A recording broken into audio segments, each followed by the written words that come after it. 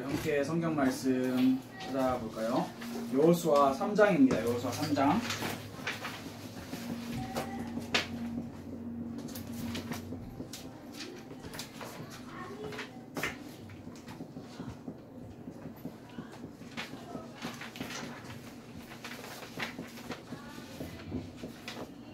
자, 여호수아 우리 7번째 말씀입니다. 여호수아 3장 1절부터 우리 6절까지의 말씀을 한 절씩 서로 교독해 보기를 원합니다. 여호수아 3장 1절부터 6절 말씀을 제가 먼저 읽겠습니다. 또 여호수아가 아침에 일찍이 일어나서 그와 모든 이스라엘 자손들과 더불어 시팀에서 떠나 요단에 이르러 건너가기 전에 거기서 유숙하니라. 사흘의 관리들이 진중으로 두루다니며 백성에게 명령하여 이르되 너희는 레위 사람 제사장들이 너희 하나님 여호와의 언약궤 매는 것을 보거든 너희가 있는 곳을 떠나 그 뒤를 따르라.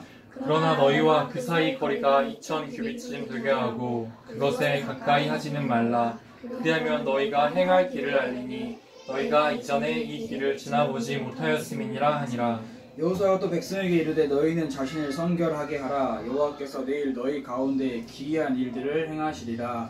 여호수아가 또 제사장들에게 말하여 이르되 언약궤를 메고 백성에 앞서 건너라 하매 곧 언약궤를 메고 백성에 앞서 나아가니라. 아멘.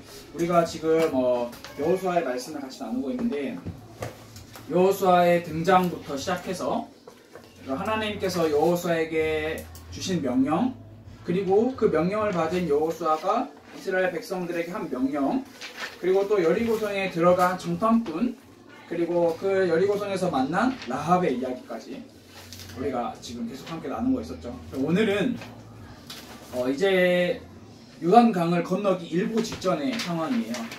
정탐꾼들이 돌아와서 이제 여호수아에게 보고를 해요. 하나님께서 이미 그 땅을 우리에게 주셨습니다. 라합과 만나서 이러이러한 우리가 계약을 했습니다. 여호수아가 이제 실제 행동으로 옮깁니다. 바로 앞에 요단강이 있다라고 생각하면은 우리가 쉽게 생각할 수 있어요. 그리고 백성들에게 여호수아가 이렇게 명령을 하죠. 레위 제사장들이 언약궤를 메고 가면 그것을 따라가라. 그리고 여호수아가 백성들에게 자신을 성결하게 하라라고 이야기를 합니다. 그리고 레위 제사장들이 언약궤를 메고 요단강으로 출발합니다. 오늘 이렇게 내용을 간단하게 설명을 했고요. 말씀을 조금 더 구체적으로 한번 우리가 생각을 해보면 좋을 것 같아요. 언약궤를 따라가라 라고 이야기를 하고 있어요. 이 당시 이스라엘 백성들의 숫자를 우리가 생각해보면 출애굽해서 나올 때 60만 명이었어요. 60명이 아니라 60만 명이었어요. 그래서 이 당시에 대충 숫자를 조금 줄여서 생각을 하자면 한 200만 명 정도 된다라고 이야기를 할 수 있어요. 200만 명이라는 된 숫자는 사실 저는 잘 이렇게 마음에 와닿진 않아요. 솔직히 어디에 어느 공간에 있든지 이제 물론 상관이 그게 차이가 있겠지만 200만 명이라는 숫자는 잘 이렇게 가늠이 가지 않는 숫자예요. 그냥 무척이나 많은 숫자구나 라고 이 정도로 생각이 좀 들기도 해요. 그 200만 명이라는 사람 우리가 한번 상상을 해봅시다. 상상의 나래를 펼쳐봅시다. 200만 명이나 되는 남자, 장정, 할아버지, 할머니들부터 어린 꼬마 아이들까지, 그리고 또 몸이 불편한 사람도 있을 거고 또 젊은 우리 여자 아이들도 있을 거고 수많은 다양한 하나로 통일된 사람들의 집단이 아닌 이름하여 대가족 집단, 대민족 집단이 요단강이라는 강 앞에 서 있다라고 한번 우리가 생각을 해봅시다. 좀 막막하겠죠. 그 당시를 표현하고 있는 많은 책들, 많은 문헌들이 이 요단강의 상태를 이야기하고 있는데 원래 요단강의 상태는 되게 잠잠하고 그냥 평온한 강 정도의 수준이었다라고 해요. 그런데 이 당시 이스라엘 백성들이 요단강을 건너야 할 그 당시에는 약간 강이 좀 범람한 시기, 강의 물이 많아졌던 시기라고 설명을 하고 있어요. 쉽게 생각을 하자면 이스라엘 백성들 앞에 장애물이 놓여져 있어요. 근데 그 장애물이 그냥 쉽게 이겨내야지 하고 이겨낼 수 있는 장애물인 것 같진 않고 생각보다 큰 장애물이 놓여져 있어요. 그런데 여호수아는 이스라엘 백성들에게 명령하기를 다른 것을 명령하는 게 아니라 언약궤를 따라가라라고 명령을 하고 있어요. 우리가 좀 이 부분에 대해서 오늘 중점적으로 함께 이야기를 나눠보면 좋을 것 같아요. 언약궤예요. 자, 언약궤가 무엇일까요? 언약궤가 뭘까요? 언약궤는 상징도 있고 그리고 실제로 눈에 보이는 그런 것을 나타내기도 해요. 언약궤는 어떤 것을 상징하냐면 이제 우리가 생각하기에는 하나님께서 우리와 함께 계신다 라는 것을 상징해요. 이 당시에 이스라엘 백성들이 있던 당시에 하나님께서는 눈에 보이지 않는 존재로 이스라엘 백성들과 함께 하셨는데 그 이스라엘 백성들이 하나님께서 우리와 함께 계시다라는 것을 이제 나타내기 위해서 그 표시로 나타내기 위한 게 이제 이 언약궤인데 언약궤는 이스라엘 백성들이 가는 어디든 어느 곳이든 함께 했어요. 나중에 역사를 보면 언약궤를 빼앗긴 적도 있어요. 그 언약궤를 빼앗긴 적도 있긴 하는데 이스라엘 백성들이 어디를 가든 이 언약궤라는 중요한 이 사건은 이 상황은 이스라엘 백성들과 절대 뗄래야 뗄 수 없는 그런 관계에 놓여 있는 거예요. 심지어 전쟁을 하러 나갔는데 언약궤를 메고 이렇게 제사장들이 메고 나갔다니까. 전쟁을 하러 가는데 솔직히 언약궤가 아무 필요가 없잖아. 이게 뭐 전쟁에 도움될 것도 아니고 오히려 뺏기면 위험하고. 그렇지만 그만큼 언약궤의 상징이 하나님께서 이스라엘 백성들과 함께 하신다. 그러니까 전쟁은 우리가 하는 게 아니라 하나님께서 하신다라는 그 확실한 믿음을 가지고 이 당시에는 그런 전쟁에 앞서 나갔던 거예요. 언약궤. 자, 언약궤. 진짜 그냥 언약궤가 어떻게 있냐면 이거는 그냥 이게 제사장들이 어깨에 매는 쉽게 말해서 좀 구체적으로 표현을 하기엔 좀 어려운데 언약궤는 이 네모인데 언약궤를 손으로 만지면 안 돼요. 왜 안 되냐? 이 언약궤는 이 거룩하다라고 해서 쉽게 말해서 이 하나님의 그 거룩하심을 나타내기도 해요. 그래서 이스라엘 백성들, 즉 인간, 부패하고 타락한 인간이 하나님의 거룩한 언약궤를 손으로 만졌을 때 이제 나중에 다윗 왕의 역사를 보면 우사라고 하는 사람이 나와요. 그 우사라고 하는 사람이 언약궤를 손으로 만졌다가 그 자리에서 바로 죽었어요. 바로 갔어요. 그래서 이 어깨에 매는 이 기둥, 이 뭐라 하지 이거? 이거 받침대라 해야 되나? 기둥이라 해야 되나? 이게 이렇게 제사장들이 손으로 직접 들고 가는 게 아니라 어깨에 매고 언약궤를 이렇게 옮기는 거예요. 이 언약궤 안에는 뭐가 들어있을까요? 혹시 아는 사람 있어요? 세 가지가 들어있어요. 아론의 지팡이. 아론의 무슨 지팡이요? 아론의 지팡이. 아론의 꽃핀 지팡이. 아론의 꽃핀 지팡이? 무슨 꽃? 제사장들. 은교가 아주 제대로 알고 있어요. 자, 언약궤 안에는 아론이라고 하는 사람의 지팡이가 들어있는데, 자, 지팡이라고 생각하면은 나무의 그 생명이 유지되어 있는 거예요? 아니면 유지되어 있지 않은 거예요? 이미 지팡이는 나무의 생명이 끝났어요. 나무를 쉽게 말해 잘라서 다니기 쉽게 짚고 다니는 건데 이 아론의 지팡이는 좀 특이한 점이 있었어요. 그게 바로 이제 싹이 났다라는 건데 죽은 것에서 싹이 났다라고 하는 것은 상당히 기적을 나타내죠. 그 싹이 이제 민수기 17장 10절에 보면은 살구꽃 싹이라고 표현되고 있어요. 싹난 지팡이에요. 자, 두 번째로는 만나를 담은 항아리가 들어있어요. 이 항아리도 그냥 항아리가 아니라 금 항아리가 들어있어요. 그리고 세 번째로는 10계명이 기록된 돌판이 들어있어요. 우리가 좀 나중에 기회가 되면 좀 이런 부분을 구체적으로 함께 나눠봤으면 좋겠는데 이 돌판도 두 번째 돌판이고요. 이 만나를 담은 항아리도 다 사연이 이스라엘 백성들의 출애굽과 사연이 있는 거예요. 이스라엘 백성들이 분명히 하나님이 출애굽하고 나서 이스라엘 백성들이 제일 처음에 한 불평이 뭐냐면 배고파. 하나님 배고파요. 먹을 거 줘요. 왜 애굽에 있을 때는 힘들어도 먹는 거에는 지장 없었는데 왜 그 먹고 사는데 내가 굶어 죽게 나를 하냐. 아니 출애굽에서 건져줬더니 하는 말이 배고프다. 그래서 하나님께서 만나를 주셨어요. 만나를 주시니까 이스라엘 백성은 또 뭐라 했을까요? 하나님 만나로는 안 돼요. 고기 주세요. 고기 또 줬어요. 또 고기 줬어. 뭐라 할까? 하나님 목말라요. 물 주세요. 물 또 줬어. 계속 그 이스라엘에 반복되고 되풀이되는 그 불평불만의 역사가 담겨져 있어요.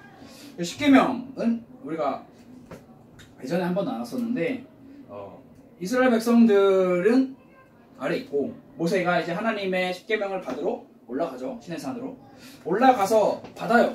하나님 말씀을 받아서 하나님께서 직접 준비해 주시고 하나님께서 직접 다 십계명을 기록해 주셔서 가지고 내려오는데 그 당시에 이스라엘 백성들이 모세가 올라갔는데 안 내려와. 모세 죽었다. 모세 죽었다. 우리를 애굽에서 인도해 낸 신이 모세가 아니다. 하나님이 아니다. 그래서 우리가 금송아지를 만들자 해서 뭐 귀걸이, 목걸이 이런 거 다 모아가지고 녹여가지고 금송아지를 딱 만들어요. 근데 모세가 내려가서 보죠. 화나죠. 그냥 모세가 쉽게 말해서 이게 돌아버렸어요. 그래서 이제 그 하나님께서 주신 십계명을 던져버려요. 깨트려버리고. 그리고 나중에 시간이 좀 지난 후에 모세가 직접 이제 또 두 돌판을 준비해 올라가서 다시 하나님께 올라가서 십계명 받아요. 이 언약궤 안에 들어있는 거는 하나님의 기적도 상징하지만 이스라엘 백성들의 현 모습, 실태를 상징하기도 해요. 하나님께서 어떻게 도움을 주셨으며 너희는 어떻게 했는지를 돌아보게 하는 거예요. 그리고 오늘 5절 말씀에 이런 단어가 있어요. 성결이라고 하는 단어가 있어요. 여호수아가 5절 말씀에 이야기를 하죠. 여호수아가 또 백성에게 이르되 너희는 자신을 성결하게 하라 라고 이야기를 하고 있어요. 이 성결이라는 단어가 무슨 뜻인지 제가 잠깐 간단하게 설명을 해보면 성결, 정결이라는 의미를 가지고 있는데 마음을 깨끗하게 하다라는 것을 뜻하고 있어요. 그리고 마음은 내적인 거잖아요. 눈에 보이지 않는데 마음의 안에 담겨있는 것을 깨끗하게 하는 것과 더불어 내 밖에 외적으로 내가 행하고 있는 모든 죄악들을 끊어버려라 라고 이야기를 하고 있는 거예요. 즉 우리가 생각해보면 내가 하나님만을 섬겨야 되는데 내 마음과 내 외적으로 하나님만 섬겨야 되는데 그렇지 못하고 있는 모든 것들을 끊어버려라. 성결하라 라고 이야기하고 있어요. 그리고 이스라엘 백성들이 지켜야 될 명령은 다른 명령이 아니라 이 성결이라는 명령이었어요. 사실 이스라엘 백성들이 이제 요단강 앞에 두고 곧 건너요. 건너고 나서 어떤 상황이 일어날지 몰라. 쉽게 말해서 전쟁이 일어날 수도 있고 가나안족 백성들이 이스라엘 백성들을 기다리고 있을 수도 있어요. 죽이려고. 그렇지만 여호수아가 이스라엘 백성들에게 하는 명령은 성결하라라는 명령이었어요. 마음을 깨끗게 하라. 즉 회개하라라고 하는 그런 아주 중요한 명령이었는데 항상 무슨 일이 일어나기 그 전날 항상 하나님께서는 이스라엘 백성들에게 너희의 마음을 정결하게 하라. 너희의 마음을 성결하게 하라라고 분명히 명령을 하고 계세요. 성결은 절대 이 회개는 사람의 품격이나 사람의 수준을 나타내는 게 아니에요. 수준이 높은 사람만 성결할 수 있다. 수준이 높은 사람만 회개할 수 있다라는 게 아니라 모든 하나님의 자녀는 모든 하나님의 백성은 하나님 앞에서 항상 회개해야 하고 항상 성결, 항상 정결하도록 나아갈 수 있어야 됩니다. 그 이유가 무엇이냐면 이스라엘 백성들이 두려워해야 될 대상은 가나안 땅에 사는 수많은 민족을 두려워할 이유가 전혀 없었어요. 이스라엘 백성들이 두려워해야 할 대상은 하나님이라는 존재를 두려워해야 했어요. 그렇기 때문에 하나님께서 명령하신 이 성결, 이 회개에 대해서 이스라엘 백성들이 반드시 마음에 담았어야 하는 거예요. 그리고 이제 마지막으로 6절에 이렇게 등장을 해요. 좀 뒤에 보면은 언약궤를 메고 백성에 앞서 건너라 라고 이야기해요. 그리고 이제 곧 언약궤를 메고 백성에 앞서 나아가니라. 앞서 나아간다. 앞서. 뒤에서 따라오는 게 아니라 앞서 나아가는 언약궤. 200만 명이라고 하는 그 백성들이 다 기다리고 있고 맨 앞에 줄지어서 스타트로 이제 가는 거예요. 여기서 스타트로. 언약궤를 맨 사람들이 이렇게 언약궤 맨 된 사람들이 출발해요. 출발. 요단강이에요. 강이에요. 강. 오케이. 강. 여기 이제 여기 엄청 많은 사람이 이제 따라가는 거예요. 이렇게. 스타트예요. 자, 언약궤가 앞서간다라는 것을 우리가 생각해 봤을 때 이스라엘 백성들이 요단강을 한번 건너봤을까요? 경험이 있을까? 요단강 나 한 번 건너봤어. 경험 없어요. 경험 없어요. 처음 건너보는 강이야. 경험이 없어. 한 번도 내가 닥쳐본 적도 없어. 하지만 하나님께서는 너희가 한 번도 가보지 않은 길, 그 길을 내가 먼저 앞서 가겠다라고 이야기를 하고 계시는 거예요. 이스라엘 백성들이 할 일은 다른 게 아니에요. 이스라엘 백성들이 아니에요, 내가 먼저 갈게요 하고 이렇게 앞서 갈 수는 없는 거예요. 이스라엘 백성들이 해야 할 거는 언약궤를 바라보고 언약궤를 따라가는 겁니다. 즉 언약궤는 하나님께서 우리와 함께 하시다라는 증거를 나타내고 있기 때문에 우리는 하나님의 언약궤를 따라가야 된다라는 것을 이스라엘 백성들에게 하나님께서는 이야기를 하고 계시는 거예요. 자, 우리가 오늘 이 언약궤를 따라가라 라는 말씀을 들으면서 생각해 봐야 할 부분 딱 두 가지만 같이 나눠볼게요. 딱 두 가지인데 먼저는 우리의 마음에 기대감이 있어요. 어떤 기대감이 필요하고 우리가 무엇을 기대해야 할까? 우리가 저 어렸을 때는 약간 그런 게 있었던 것 같아요. 제가 생일이 4월 19일인데 지났어요. 네, 여러분 다 반성하세요. 지났어요. 자, 4월 19일인데 4월 19일이 어렸을 때 4월 19일이 다가오면 다가올수록 그 기대감이 점점 더 부풀어졌던 것 같아요. 4월 15일이 되면 더 커지고 16일이 되면 더 커지고 17일이 되면 커지고 18일이 되면 더 커지고 19일이 딱 되면은 제 기대감이 부풀어. 뭔가 우리 부모님이 나한테 뭔가를 해줄 것 같은 그런 느낌 있잖아. 그런 기대감이 뭔가 있었어요. 근데 이제 뭔가 그 기대감이 크면 클수록 안 해주면 이제 더 실망감이 크지만 근데 뭐 항상 그 기대감에 맞는 그냥 어렸을 때 기대감이 커봤자 얼마나 크겠어요. 내 생일이니까 엄마가 자동차 한 대 사주겠지 이런 기대감을 하지 않았을 건 아니야. 그치? 사소하게 장난감 자동차 하나 사주겠지 뭐 이 정도 아파트 하나 사주시겠지 이런 기대감을 가졌을진 않겠죠. 그 수준에 맞게끔 그 기대감 우리가 어떤 기대감을 가져야 하냐면 우리가 항상 우리의 삶에는 눈에 크게 보이진 않지만 아주 사소하고 작은 그런 기대감들을 다 가지고 살아가는데 이 이스라엘 백성들과 똑같은 우리가 위치에 있다라고 생각을 하면 돼요. 제가 여호수아를 같이 우리가 공부를 하고 같이 나누면서 자주 이야기하는 말인데 우리도 이스라엘 백성들처럼 한 번도 가보지 않은 길을 가요. 이미 저는 2018년 오늘이 6월 3일인데 저는 6월 6일날 무슨 일이 일어날지 알아요? 없어요. 안 가봤어 아무도. 저는 2018년 한 12월 한 이맘때쯤에는 무슨 일이 일어날지 알아요? 아무도 몰라요.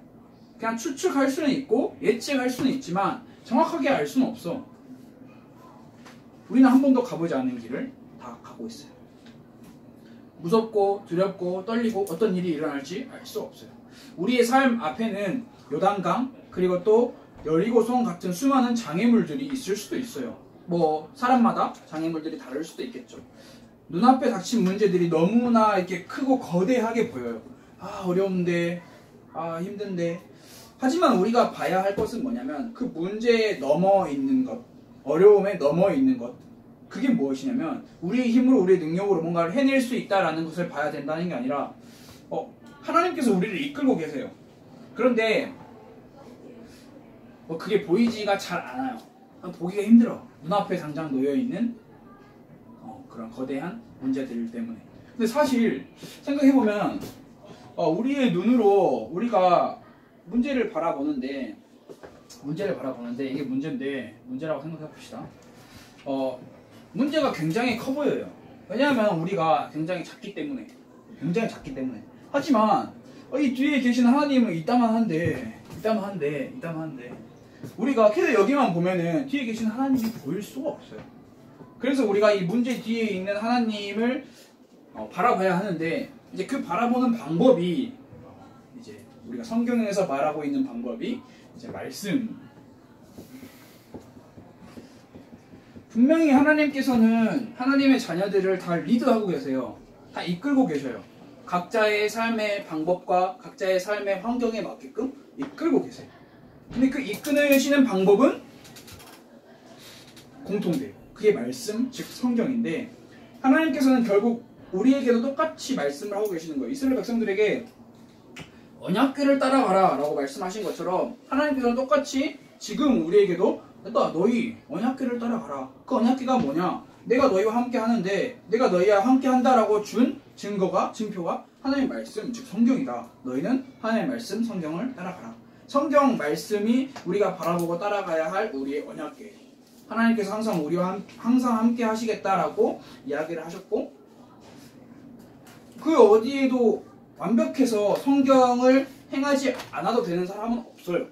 그 어디에도 나는 이미 거룩하기에, 나는 이미 성결하기에 하나님께서 나에게 주신 말씀을 안 지켜도 돼. 왜? 나는 이미 성결해.